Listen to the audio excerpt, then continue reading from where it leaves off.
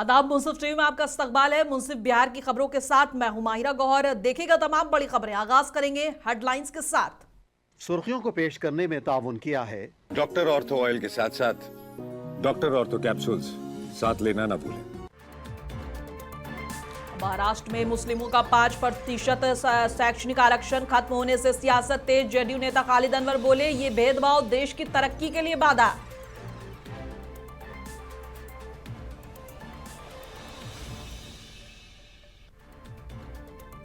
बिहार में शराबबंदी कानून पर सियासी घमासान जारी। आरजेडी नेता बोले, कानून फेल, समीक्षा जरूरी।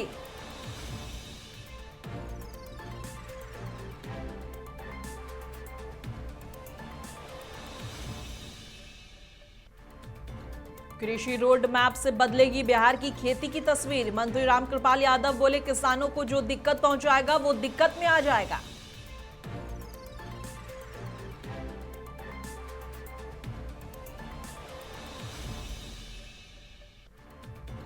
मोतिहारी में नशे के खिलाफ बड़ी कार्रवाई। दुकान से गांजा, नेपाली शराब और 7 लाख से ज्यादा नकद बरामद।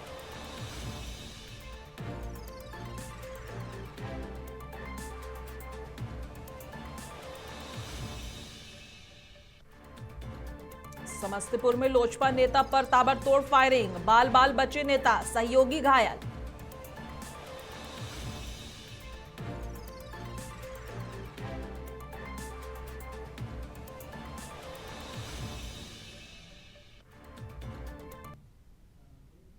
और आगाज करेंगे बिहार की बड़ी और अहम खबरों के साथ।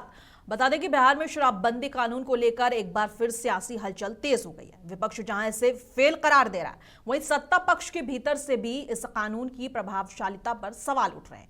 केंद्रीय मंत्री जितेंद्र राम मांझी पहले ही शराबबंदी की समीक्षा की मांग कर चुके हैं। मंगलवार को बिहार विधानसभा में यह मुद्दा फिर गूंजा। नीतीश कुमार की मौजूदगी में उपेंद्र कुशवाहा की पार्टी यानी केआरएलएम के विधायक माधव आनंद ने शराबबंदी कानून की समीक्षा की मांग रखी। इस पर इंडियन इंक्लूसिव पार्टी के विधायक आईपी गुप्ता यानी कि इंद्रजीत प्रसाद गुप्ता ने सहमति जताई है और बिहार में शराब नीति की समीक्षा की मांग की है। मैं समर्थन करता हूं कि समीक्षा होना चाहिए। एटलीस्ट कम से कम इंडस्ट्री को प्रमोशन करने के लिए शराब नीति का होना चाहिए समीक्षा। क्योंकि जब बड़े बड़े सीईओज आते हैं और जब लोग आते हैं तो वो निश्चित तौर पे विदेश के लोग आएंगे, इन्वेस्टर आएंगे, अब वो लोग उनके आदी होते हैं। और मुझे लगता है कि बिहार इंडस्ट्रियल पॉलिसी को इफेक्टिव बनाने के लिए ये शराब नीति पे समीक्षा होनी चाहिए और विद सर्टेन स्ट्रिजेंट लॉज या नॉर्म्स ये शराब नीति की समीक्षा होकर लागू भी होनी चाहिए। मैं समर्थन करता हूँ कि और महाराष्ट्र सरकार ने मुस्लिम समुदाय को शिक्षा में दिए गए 5% के आरक्षण को औपचारिक रूप से खत्म कर दिया है। नया शासन निर्णय जारी करते हुए सरकार ने 2014 में शुरू हुए इस आरक्षण प्रक्रिया को पूरी तरह खत्म कर दिया है। अब इस श्रेणी के विद्यार्थियों को कॉलेजों और अन्य शैक्षणिक संस्थानों में 5% का आरक्षण नहीं मिलेगा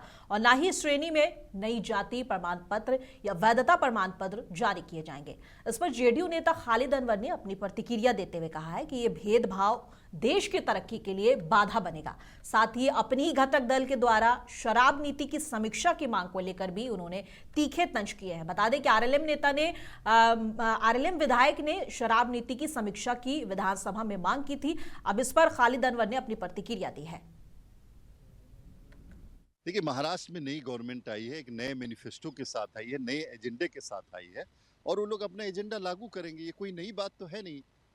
अब अगर मान लिया कि रिजर्वेशन दिया गया, एक सर्वे के आधार पे दिया गया मुसलमानों को कि बैकवर्ड हैं, एजुकेशन में इकोनॉमिकली बैकवर्ड है, उसको लिया जा रहा है, तो ये भेदभाव फलां को हम देंगे, फलां को नहीं देंगे, ये देश की तरक्की के लिए बाधक होगा और ऐसा नहीं होना चाहिए। मोहन भागवत जी पढ़े लिखे आदमी, एक बड़े इंस्टीट्यूशन के वो जिम्मेदार हैं।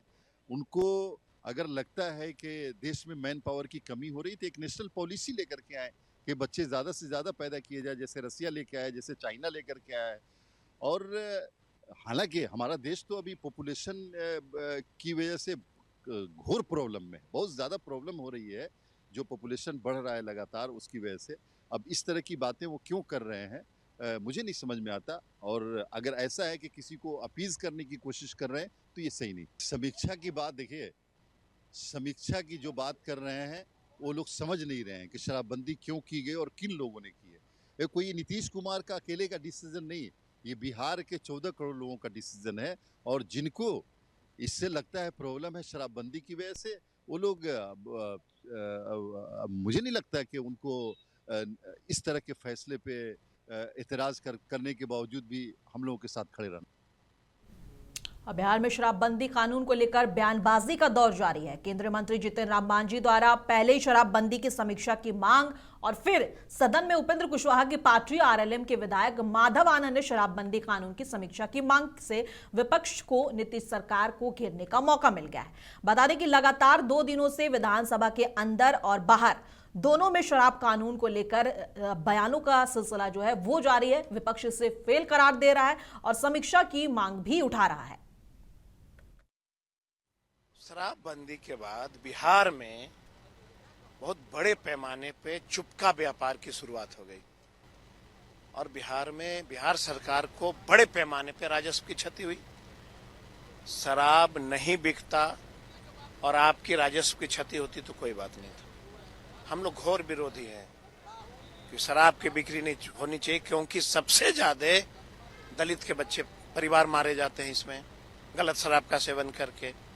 हम लोग उसके हितैषी हम नहीं चाहते हैं, लेकिन आखिर किसकी मिली भगत से इतने बड़े बड़े कारोबार हो रहा है। सारे थाना से लेकर के सारे जो इसको रोकने वाले तंत्र था सब फेल कर गया। इसलिए माननीय सदस्य ने कहा कि समीक्षा करो, और मैं तो कहता हूं कि समीक्षा करके जिस थाने के बॉर्डर से दारू पास आउट हो जाए उस दरोगा को सस्पेंड करो। आपने कितने आप विधानसभा वाइज देखिएगा, थाना वाइज देखिए कि कितने दरोगा सस्पेंड हुए दारू के नाम पे। कहता है कि हमने एक ट्रक पकड़ लिया, कहां पकड़ लिया, कैसे घुस गया था। जिसके क्षेत्र में दारू घुसेगा उस थानादार को सस्पेंड करो, उसके डीएसपी को निलंबित करो। देखिए अपने आप बिल्कुल होना चाहिए। पूर्ण रूप से शराबबंदी कैसे हो इसकी समीक्षा करो, विपक्षों को भी बुलाओ, इस पे तय करो कि कैसे होगा। मोतिहारी में नशे के खिलाफ चल रहे विशेष अभियान के तहत पुलिस को बड़ी सफलता मिली है। मोतिहारी जिले के कुंडवा चैनपुर थाना क्षेत्र में खरुई गांव में छापेमारी कर रामेश्वर शाह नाम के व्यक्ति को गिरफ्तार किया गया है। पुलिस ने उसकी दुकान से 505 ग्राम गांजा, 132 लीटर नेपाली शराब और करीब 7,27,000 रुपए नकद बरामद किए हैं। बताया जा रहा है कि आरोपी लंबे समय से अवैध नशे के कारोबार में लगा था और नेपाल सीमा से जुड़े नेटवर्क से भी उसके संबंध हो सकते हैं। पुलिस अधीक्षक स्वर्ण प्रभात ने साफ कहा है कि जिले में नशे के खिलाफ जीरो टॉलरेंस नीति जारी रहेगी। साथ ही लोगों से अपील की गई है कि ऐसी किसी भी गतिविधि की सूचना तुरंत पुलिस को पहुंचाएं और फिलहाल आरोपी के खिलाफ मामला दर्ज कर आगे की जांच शुरू कर दी गई है।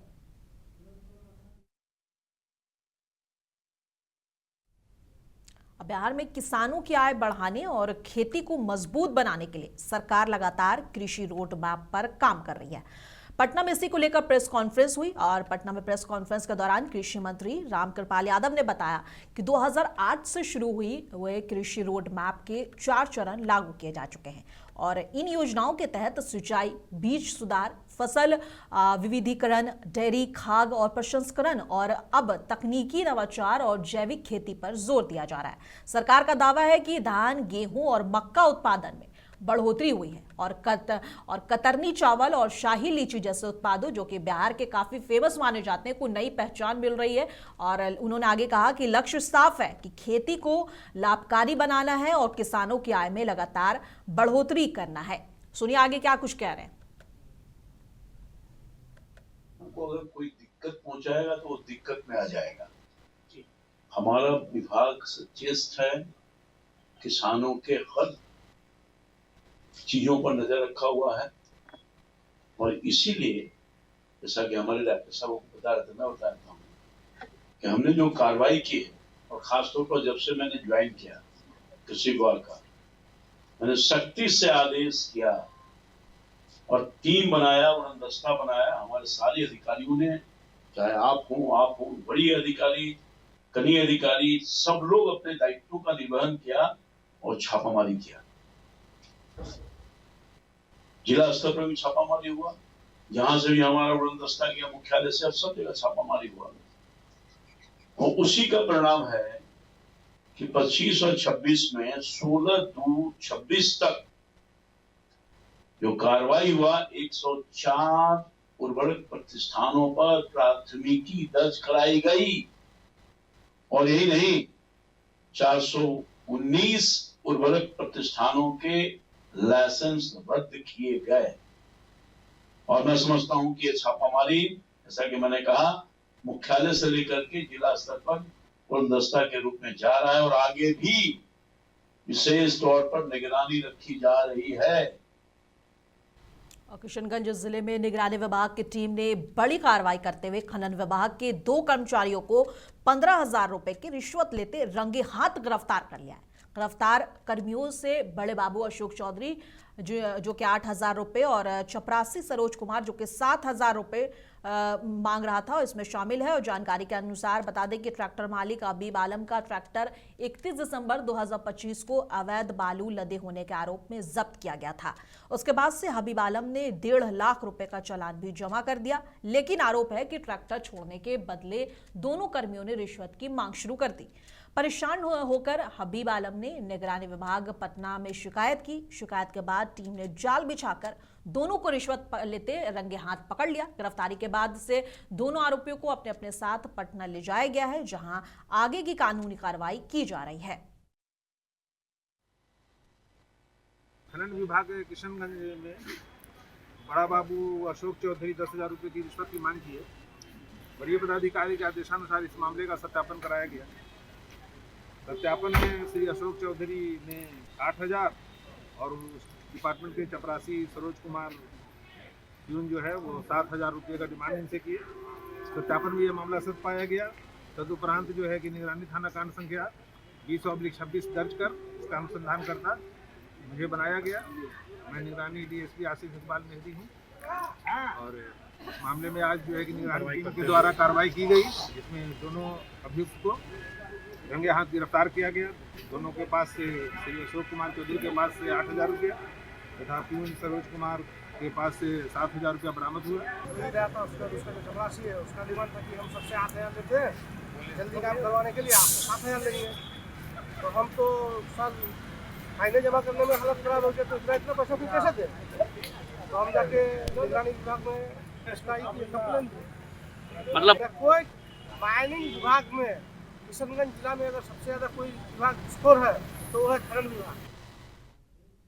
बगहा के नदी थाना क्षेत्र में पुलिस ने शराब तस्करी के खिलाफ बड़ी कार्रवाई की है और बलुआ रेता दियारा इलाके में छापेमारी कर लगभग 69.12 लीटर और 8 PM अंग्रेजी शराब बरामद की गई है। और SI राजकुमार प्रसाद ने बताया है कि गुप्त सूचना मिली थी कि तस्कर भारी मात्रा में शराब लेकर गुजरने वाले हैं। सूचना मिलते ही टीम गठित कर त्वरित कार्रवाई की गई।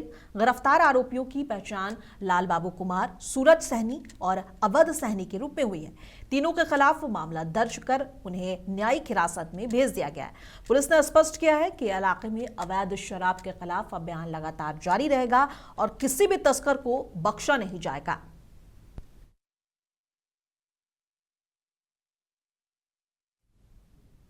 भागलपुर के सबौर प्रखंड स्थित भिट्टी गांव में आयोजित 2 दिवसीय महादंगल का समापन उत्साह और रोमांच के माहौल में हुआ।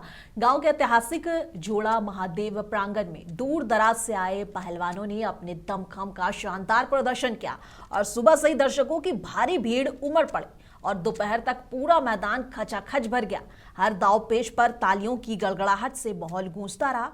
फाइनल मुकाबले में पहलवान रोहित ने शानदार प्रदर्शन करते हुए पहला स्थान हासिल कर अवार्ड को अपने नाम कर लिया। राजन दूसरे स्थान पर रहे, जबकि सुल्तान ने तीसरा स्थान प्राप्त किया। विजेताओं को ट्रॉफी और नकद राशि देकर सम्मानित किया गया। और बता दें कि आयोजकों ने सुरक्षा के पुख्ता इंतजाम किए थे, जिससे कार्यक्रम शांतिपूर्ण तरीके से संपन्न हुआ और स्थानीय जनप्रतिनिधि और गणमान्य लोग भी समारोह में मौजूद रहे इस वक्त। और भिट्टी गांव का ये बताते चले कि भिट्टी गांव का ये एक महादंगल सिर्फ एक खेल प्रतियोगिता नहीं है, बल्कि क्षेत्र की परंपरा और सांस्कृतिक का प्रतीक माना जाता है। इस दौरान भारी मात्रा में जो है वो लोग जो है इस दंगल को देखने आए और एक भारी भीड़ देखने को मिली। इधर आके इधर के सारे मेलों मैं खेला हूँ, मैं कल कूदा में भी करता था, इधर भी। कहाँ से आए आप? हम हरियाणा से आए, पानीपत से। आपका नाम बहुत प्रसिद्ध है, इसके बारे में बस मेहनत है, गुरुजी की मेहनत करवाई हो रहा है, जो नाम हुआ है ना। कोई पहली बार भिट्टीग्राम आए कि इसके पहले भी आए? बस ना रोज ही लड़ते रहते हम मिट्टी में ही, हिमाचल में, पंजाब में भी, इधर बिहार में भी, एमपी में भी सारी। पहलवान में से एक कर्तव्य दिखाए पहलवान, और मैं आशा करता हूं कि अगले वर्ष इससे भी बेहतर कुश्ती का व्यवस्था करूंगा। प्रथम पुरस्कार रोहित जी को मिला, जो कि भारत केसरी हैं, वो भी हमारे अखाड़े पे आज आए थे। द्वितीय पुरस्कार राजन जी बनारस से हैं, उनको मिला। और तृतीय पुरस्कार साबित सुल्तान को, जो जवाब शरीफ से आया था, उनको मिला। अभी सांस्कृतिक कार्यक्रम भी है। हाँ, अभी सांस्कृतिक कार्यक्रम 9 बजे सांस्कृतिक कार्यक्रम होगा, सुरेश मिश्रा, राधा मौर्या पूरी टीम के साथ 9 बजे के बाद। हाँ, बहुत ही भव्य कार्यक्रम। समस्तीपुर के बहादुरपुर मोहल्ले में मंगलवार देर शाम लोजपा नेता अंटू इशार पर हथियारबंद बदमाशों ने ताबड़तोड़ फायरिंग कर ली और हमले में अंटू इशार बाल बाल बच गए, लेकिन उनके साथ कार में सवार उनके सहयोगी शुभम कुमार गंभीर रूप से घायल हो गए। बताया जा रहा है कि घर के पास पहले से घात लगाए बदमाश बैठे थे। 8 से 10 राउंड उन्होंने जैसे बदमाशों ने देखा, वैसे ही लगातार नेता पे 8 से 10 राउंड फायरिंग शुरू कर दी।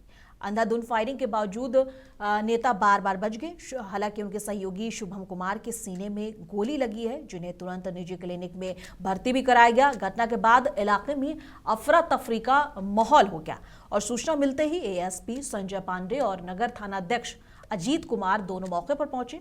पुलिस ने घटनास्थल से एक खोखा बरामद किया है। प्राथमिक जांच के बता दें कि प्राथमिक जांच के अनुसार जांच में आया है कि पुरानी दुश्मनी की आशंका जताई जा रही है। पुलिस आरोपियों की पहचान कर गिरफ्तारी के प्रयास में जुटी हुई है। फिलहाल पुलिस ने क्या कुछ कहा है इस पूरे मामले को लेकर, सुनिए। हॉल के पास अंटू ईश्वर अपने घर जा रहे थे और उनके साथ एक और लड़के थे शुभम, वो गाड़ी चला रहे थे। इसी दौरान एक मारुति कार से सवार अपराधकर्मी और मोटरसाइकिल पर भी सवार थे, उन पर गोली चलाए। वो तो बच गए हैं, लेकिन एक व्यक्ति को गोली लगी है और जिसको लगी है उनका भी स्टेटमेंट लिया गया है और अंटू ईश्वर का भी स्टेटमेंट लिया गया है। अपराधी की में से कुछ अपराधियों को वो लोग पहचान किए हैं, जिस पर पुलिस जो है आगे का काम करेगी, अनुसंधान करेगी।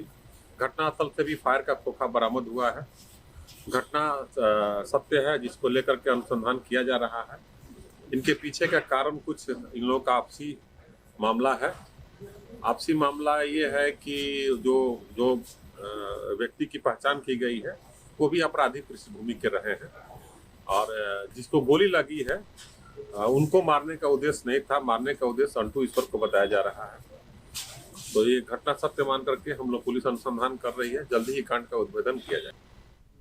पटना के आईटी अमहारा थाना क्षेत्र के दरियापुर गांव में 27 जनवरी 2026 को कुएं से एक शव बरामद मिला था और शव नामक वो युवक का शव बरामद हुआ था। और बता दें कि शव मिलते ही पूरे इलाके में सनसनी फैल गई। शुरुआती जांच में पता चला कि युवक की गोली मारकर हत्या कर दी गई थी और साक्ष्य छुपाने के लिए शव को कुएं में फेंक दिया गया था। घटना के बाद आईटी अमहार थाने में प्राथमिकी दर्ज की गई और मामले की गंभीरता को देखते हुए नगर पुलिस अधीक्षक पश्चिमी पटना के निर्देश पर अनुमंडल पुलिस पदाधिकारी दानापुर के नेतृत्व में विशेष जांच टीम यानी कि एसआईटी का गठन किया गया और पुलिस जांच में लग गई और अनुसंधान में गुप्त सूचना और तकनीकी साक्ष्य के आधार पर 16 फरवरी 2026 की रात मुख्य अभियुक्त रुद्रराज उर्फ राहुल कुमार को डुमरी हॉल से गिरफ्तार किया गया। उसकी निशानदेही पर अन्य 4 आरोपी भी पटना के अलग अलग स्थानों से पकड़े गए। पुलिस पूछताछ में सामने आया है कि हत्या का मुख्य कारण जमीनी विवाद था। सभी गिरफ्तार आरोपियों से गहन पूछताछ की जा रही है और अनसंभावित संलिप्त व्यक्तियों की भी भूमिका की भी जांच की जा रही है और इसमें कौन कौन लोग शामिल थे इसकी भी जांच जारी है। 5 अभियुक्तों को इसमें गिरफ्तार किया गया है।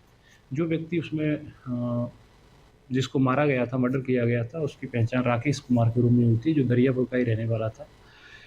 इस घटना को अंजाम देने में 5 अभियुक्तों की भूमिका थी। इसका जो मुख्य मास्टरमाइंड था रुद्रराज उर्फ राहुल कुमार है, सन ऑफ कमलेश कुमार, जो दरियापुर का रहने वाला है। इसके द्वारा गोली मार के इसकी हत्या की गई थी। इसके साथ अन्य 4 अभियुक्त Suraj Kumar son of Virendra Verma, Nitish Kumar son of Kumar Shankar Verma, Awadhesh Kumar son of Shrikant Ram और अंकित उर्फ आशिक सन ऑफ रमेश कुमार, ये सब दरियापुर के रहने वाले हैं। इनकी गिरफ्तारी की गई है। घटना के पीछे मोटिव ये था कि जो मृतक व्यक्ति राकेश था वो उसने ज़मीनी विवाद चल रहा था रुद्रराज उर्फ राहुल कुमार के बीच में। उसने पैसा उठा लिया था मार्केट से ज़मीन बिचवाने के नाम पर राहुल की।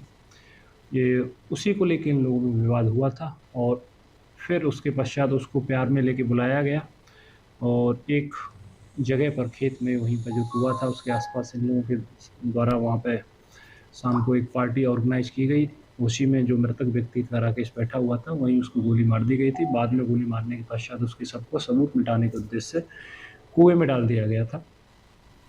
और केंद्रीय मंत्री गिरिराज सिंह ने ममता बनर्जी को औरंगजेब से मिलाते हुए दोनों को कंपेयर किया है। उन्होंने उन पर कंपेयर करते हुए हमला भी किया है और कहा है कि ममता बनर्जी जो है वो तुगलक की तरह काम कर रही हैं। उन्होंने आगे कहा कि ममता बनर्जी तुगलक की फरमान ही नहीं देती बल्कि औरंगजेब की तरह हिंदुओं को दबाती भी हैं। क्या कुछ कह रहे एक बार सुनिए। ममता बनर्जी खुद तुगलक की तरह काम कर रही है और तुगलकी फरमान ही नहीं देती है बल्कि औरंगजेब की तरह हिंदुओं को दबा रही है और बांग्लादेशी मुसलमानों के बल पे वो सत्ता में आना चाहती है। लेकिन अब बंगाल के हिंदू जग चुके हैं और जो लोग उसे शेरनी कहते हैं वो शेरनी नहीं, वो देश की गद्दार है जो बांग्लादेशी मुसलमानों को सम्मान देती है और बंगाल को बांग्लादेश बनाना चाहती है। हुमायूं जैसे गद्दार को पैदा की है। जो बाबरी मस्जिद बन रहा है, बाबरी मस्जिद तुगलकी मुगलिया बाबर का प्रतीक बनता है और वो ममता बनर्जी नहीं चाहती तो वहाँ शिलान्यास नहीं होता। इसलिए ममता बनर्जी अब डबल गेम मत खेलें और महादेव महादेव रक्षा करो। अरे महादेव तो आपको भस्म करेंगे जो आप कर्म कर रहे हैं। पटना में नीट परीक्षा की तैयारी कर रही लगभग 18 वर्षीय छात्रा की कथित यौन उत्पीड़न के बाद मौत का मामला अब सीबीआई जांच में है। परिवार ने बताया कि अपराधियों ने उन्हें धमकी दी है और अगर अपराधी ने कहा है कि अगर उन्होंने चुप्पी नहीं साधी तो उनके बेटे का भी वही हाल होगा जो उनकी बेटी का हुआ है। बाकायदा पर्ची में लिखकर धमकाया गया है। जहानाबाद जिले के सकूराबाद थाना पुलिस स्टेशन के एसएचओ ने कहा है कि घर में धमकी भरे संदेश के कागज फेंके गए हैं, सुरक्षा के उपाय किए गए हैं और मामले की जांच जारी है। युवती पटना की निजी छात्रावास में रहकर पढ़ाई कर रही थी। फोरेंसिक जांच में उसके कपड़ों पर यौन उत्पीड़न के संकेत मिले थे। परिवार का आरोप है कि पुलिस मामले को आत्महत्या दिखाने की कोशिश कर रही थी, जिसके बाद नीतीश कुमार की सरकार ने मामले की जांच सीबीआई को सौंप दिया। बता दें इस खबर को लेकर लगातार विधानसभा में भी विपक्ष ने सरकार पर खूब हमला बोला और नीट छात्रा के मामले में लगातार बिहार में सियासी हलचल जो है वो तेज है और लगातार नेता एक दूसरे पर बयानबाजी कर रहे हैं।